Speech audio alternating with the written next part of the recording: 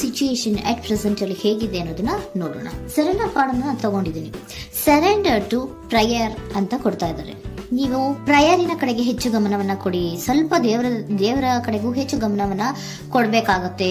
ಯಾವಾಗ ನೀವು ದೇವರನ್ನ ತುಂಬ ಹೃದಯದಿಂದ ಪ್ರಾರ್ಥನೆಯನ್ನ ಮಾಡಿ ನನಗೆ ಸಹಾಯವನ್ನ ಮಾಡು ಅಂತ ಕೇಳ್ತಿರೋ, ಆಗ ಅದೆಲ್ಲ ಸಮಸ್ಯೆಗಳಿಂದ ನೀವು ಆಚೆ ಬರ್ತೀರಾ. ಮಾಡೋದ್ರಿಂದ, ದೇವರನ್ನ ನೀವು ಧ್ಯಾನ ಮಾಡೋದ್ರಿಂದ ನಿಮ್ಗೆ ಏನ್ ಸಿಗುತ್ತೆ, ಯಾವುದೇ ರೀತಿಯ ಗೊಂದಲಗಳಿಗೆ ಅಥವಾ ಯಾವುದೇ ರೀತಿಯ ಸಮಸ್ಯೆಗಳು ನಿಮ್ಮಲ್ಲಿ ಇದ್ರೂ ನಿಮ್ಮ ಲವ್ ಲೈಫಿನ ವಿಚಾರವಾಗಿ ನಿಮ್ಗೆ ಆನ್ಸರ್ಗಳು ಸಿಗುತ್ತೆ, ಮತ್ತೆ ಸಪೋರ್ಟ್ ಕೂಡ ನಿಮ್ಗೆ ದೇವ್ರ ಕಡೆಯಿಂದ ಸಿಗುತ್ತೆ ಅನ್ನುವಂತಹದ್ದು ನಿಮ್ಗೆ ಹೇಳ್ತಾ ಇದ್ದಾರೆ. ಅಟ್ ಪ್ರೆಸೆಂಟ್ ಅಲ್ಲಿ ಲವ್ ಸಿಚುಯೇಷನ್ ನಿಮ್ಗೆ ಬಾಟಮ್ ಆಫ್ ದ ಟಕ್ ಬಂದಿರುವಂತಹದ್ದು ರೆಫ್ಯೂಸಿಂಗ್ ಆಫರ್. ಯಾವುದೋ ಕೆಲವೊಂದು ನಿಮ್ಮ ಲವ್ ಲೈಫಿನ ವಿಚಾರವಾಗಿ ಆಫರ್ಗಳನ್ನ ರೆಫ್ಯೂಸ್ ಮಾಡ್ತಾ ಇರುವಂತಹದ್ದು ಅಥವಾ ಮಿಸ್ಡ್ ಆಪರ್ಚುನಿಟಿ ಅನ್ನುವಂತಹದ್ದು ರೆಪ್ರೆಸೆಂಟ್ ಆಗ್ತಾ ಇದೆ. ಯಾಕೋ ನೀವು ಮಿಸ್ ಮಾಡ್ಕೋತಾ ಇದ್ದೀರಾ ಕೆಲವೊಂದು ಆಫರ್ಸ್ ಗಳನ್ನ ಅನ್ನುವಂಥದ್ದು ರೆಪ್ರೆಸೆಂಟ್ ಆಗ್ತಾ ಇದೆ. ಏನೋ ಒಂದು ರೀತಿಯ ಧ್ಯಾನ ಮಾಡ್ತಾ ಇರುವಂತದ್ದು, ಚಿಂತೆಯನ್ನ ಮಾಡ್ತಾ ಇರುವಂತದ್ದು ರೆಪ್ರೆಸೆಂಟ್ ಆಗ್ತಾ ಇದೆ. ಪಾಸ್ಟಿನಲ್ಲಿ ನಿಮ್ಮ ಲವ್ ಲೈಫಿನ ವಿಚಾರವಾಗಿ ಒಂದು ನ್ಯೂ ಐಡಿಯಾ ಇತ್ತು, ಏನೋ ಒಂದು ರೀತಿಯ ಹೊಸ ಹೊಸ ಐಡಿಯಾಗಳನ್ನ ಮಾಡ್ಕೊಂಡಿದ್ರಿ. ಲವ್ ಲೈಫಿನ ವಿಚಾರವಾಗಿ ನಿಮ್ಮ ಆಪರ್ಚುನಿಟಿ ಕೂಡ ಚೆನ್ನಾಗಿಯೇ ಇತ್ತು.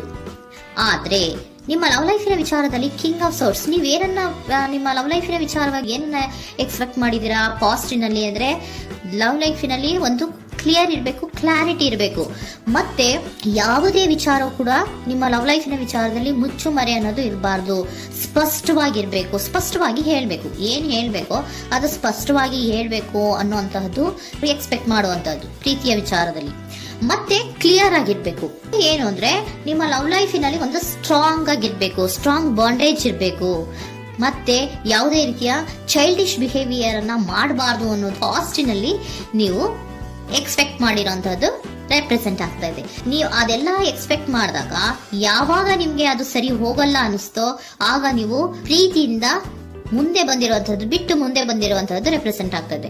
ಮೋಸ್ಟ್ ಪ್ರಾಬಬಲಿ ನಿಮ್ಮ ಕೆಲವೊಬ್ಬರಿಗೆ ಈಗ ಆಲ್ರೆಡಿ ಕೆಲವೊಂದು ರೀತಿಯ ಬ್ರೇಕಪ್ ಗಳು ಆಗಿರಬಹುದು, ಕಮ್ಯುನಿಕೇಶನ್ ಇಲ್ಲದೆ ಇರುವಂತಹದ್ದು ರೆಪ್ರೆಸೆಂಟ್ ಆಗ್ತಾ ಇದೆ. ಮೋಸ್ಟ್ ಪ್ರಾಬಬಲಿ ನೀವು ಇವಾಗ ಇಬ್ರು ಕೂಡ ನೀವು ಮಾತಾಡದೆ ಇರುವಂತಹದ್ದು ರೆಪ್ರೆಸೆಂಟ್ ಆಗ್ತಾ ಇದೆ. ಸೊ ಯಾವುದೇ ರೀತಿಯ ಕಾಂಟ್ಯಾಕ್ಟ್ ಅಲ್ಲಿ ಇಲ್ಲದೆ ಇರುವಂತಹದ್ದು ರೆಪ್ರೆಸೆಂಟ್ ಆಗ್ತಾ ಇದೆ. ನೋಡಿ, ಮುಂದೆ ಮುಂದೆ ಬರ್ತಾ ಇರುವಂತಹದ್ದು ರೆಪ್ರೆಸೆಂಟ್ ಆಗ್ತಾ ಇದೆ. ಯಾಕೋ ತುಂಬಾ ಬೇಜಾರಲ್ಲಿ ಇರುವಂತಹದ್ದು. ಪಾಸ್ಟಿನಲ್ಲಿ ಕೂಡ ನೀವು ಲವ್ ಲೈಫಿನ ವಿಚಾರವಾಗಿ ಕೆಲವೊಬ್ರು ಬೇಜಾರಲ್ಲಿ ಇರುವಂತಹದ್ದು ರೆಪ್ರೆಸೆಂಟ್ ಆಗ್ತಾ ಇದೆ.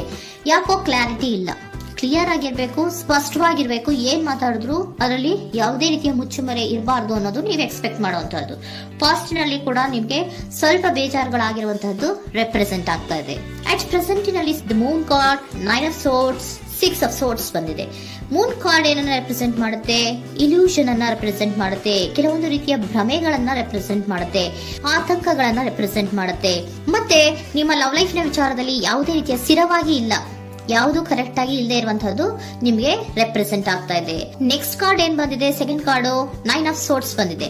ಇದರಲ್ಲೂ ಕೂಡ ನಿಮ್ಗೆ ಆತಂಕ ಇತ್ತು, ಇದರಲ್ಲೂ ಕೂಡ ಆತಂಕ ಇದೆ, ಭಯ ಇದೆ, ಕರೆಕ್ಟ್ ಆಗಿ ನೀವು ನಿದ್ರೆ ಮಾಡ್ತಾ ಇಲ್ಲ, ಯೋಚನೆ ಮಾಡ್ತಾ ಇರುವಂತಹದ್ದು ಈ ಎರಡೂ ಕಾರ್ಡ್ಗಳಲ್ಲೂ ರೆಪ್ರೆಸೆಂಟ್ ಆಗ್ತದೆ. ಇದರಲ್ಲೂ ಆತಂಕಗಳಿದೆ, ಇದರಲ್ಲೂ ಆತಂಕ. ಅಟ್ ಪ್ರೆಸೆಂಟ್ ನಲ್ಲಿ ಕೆಲವೊಂದು ರೀತಿಯ ವಿಚಾರಗಳಲ್ಲಿ ಭಯವನ್ನ ಪಡ್ತಾ ಇರುವಂತಹದ್ದು ರೆಪ್ರೆಸೆಂಟ್ ಆಗ್ತಾ ಇದೆ. 6 ಆಫ್ ಸೋರ್ಡ್ಸ್ ಕೂಡ ಏನಾಗ್ತಾ ಇದೆ? ಮೂವಿಂಗ್ ಆನ್, ಮುಂದೆ ಹೋಗ್ತಾ ಇರುವಂತಹದ್ದು, ಬೇಜಾರಿಂದ ನೀವು ಮುಂದೆ ಮುಂದೆ ಹೋಗ್ತಾ ಇರುವಂತಹದ್ದು ರೆಪ್ರೆಸೆಂಟ್ ಆಗ್ತಾ ಇದೆ. ಅಟ್ ಪ್ರೆಸೆಂಟಿನಲ್ಲಿ ಯಾವುದೇ ರೀತಿಯ ಸಮಾಧಾನದಿಂದ ಇದ್ದಿರುವಂತಹದ್ದು ಈ ರೀಡಿಂಗ್ ಗಳಲ್ಲಿ ಕಾಣಿಸ್ತಾ ಇಲ್ಲ. ಓಕೆನಾ? ಟೇಕ್ ಇಟ್ ರೆಸೋನೇಟ್, ನಿಮ್ಗೆ ರೆಸೋನೇಟ್ ಆದ್ರೆ ಮಾತ್ರ ತಗೊಳ್ಳಿ. ನೆಕ್ಸ್ಟ್ ಕಾರ್ಡ್ ಇಮಿಡಿಯೇಟ್ ಫ್ಯೂಚರ್ ನ ಬಗ್ಗೆ ನೋಡೋದಾದ್ರೆ ನೈಟ್ ಆಫ್ ಸೋರ್ಡ್ಸ್ ಬಂದಿದೆ. ಅಂದ್ರೆ ಈ ಕೆಲವು ಬೇಜಾರುಗಳಿಂದ ಏನ್ ಈ ಮೂವ್ ಆನ್ ಆಗ್ತಾ ಇದ್ದೀರಲ್ವಾ, ಕೆಲವೊಂದು ವಿಚಾರಗಳನ್ನ ಕ್ವಿಕ್ ಥಿಂಕಿಂಗ್ ಅನ್ನ ಮಾಡಿ ನೀವು ಮುಂದೆ ಬರುವಂತಹದ್ದು, ಕೆಲವೊಂದು ಆಕ್ಷನ್ಸ್ ಗಳನ್ನ ತಗೊಳ್ಳುವಂತಹದ್ದು ರೆಪ್ರೆಸೆಂಟ್ ಆಗ್ತಾ ಇದೆ. ನಿಮ್ಮ ಲವ್ ಲೈಫಿನ ವಿಚಾರವಾಗಿ ಕ್ವಿಕ್ ಥಿಂಕಿಂಗ್ ಅನ್ನ ಮಾಡಿ, ಏನ್ ಮಾಡ್ಬೇಕು, ಹೇಗ್ ಮಾಡ್ಬೇಕು ಅಂತ ಕ್ವಿಕ್ ಥಿಂಕ್ ಅನ್ನ ಮಾಡಿ ನೀವು ಮುಂದೆ ಬರುವಂತಹದ್ದು, ಮತ್ತೆ ಕೆಲವೊಂದು ರೀತಿಯ ಆಕ್ಷನ್ ಗಳನ್ನ ತಗೋತಾ ಇರುವಂತಹದ್ದು ರೆಪ್ರೆಸೆಂಟ್ ಆಗ್ತಾ ಇದೆ. ಕ್ವೀನ್ ಆಫ್ ಕಪ್ ಏನನ್ನ ರೆಪ್ರೆಸೆಂಟ್ ಮಾಡುತ್ತೆ? ಬಹಳ ಕೇರಿಂಗ್ ಅನ್ನ ರೆಪ್ರೆಸೆಂಟ್ ಮಾಡುತ್ತೆ. ಏನಿರ್ಬೇಕು ಲವ್ ಲೈಫಿನ ವಿಚಾರದಲ್ಲಿ? ನೋಡಿ, ನೀವು ನೋಡ್ತಾ ಇರೋದು ಹೇಗ್ ನೋಡ್ತಾ ಇದ್ದೀರಾ? ನಿಮ್ಮ ಲವ್ ಲೈಫಿನ ವಿಚಾರದಲ್ಲಿ ಏನಿರ್ಬೇಕು ಅಂತ ಎಕ್ಸ್ಪೆಕ್ಟ್ ಮಾಡ್ತೀರಾ?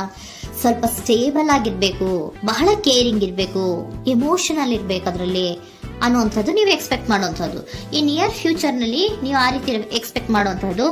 ನೆಕ್ಸ್ಟ್ ಕಾರ್ಡ್ ಬಂದಿರುವಂತಹದ್ದು ಏರೋಫೆಂಟ್ ಕಾರ್ಡ್ ಬಂದಿದೆ. ಏರೋಫೆಂಟ್ ಕಾರ್ಡ್ ಏನನ್ನ ರೆಪ್ರೆಸೆಂಟ್ ಮಾಡುತ್ತೆ?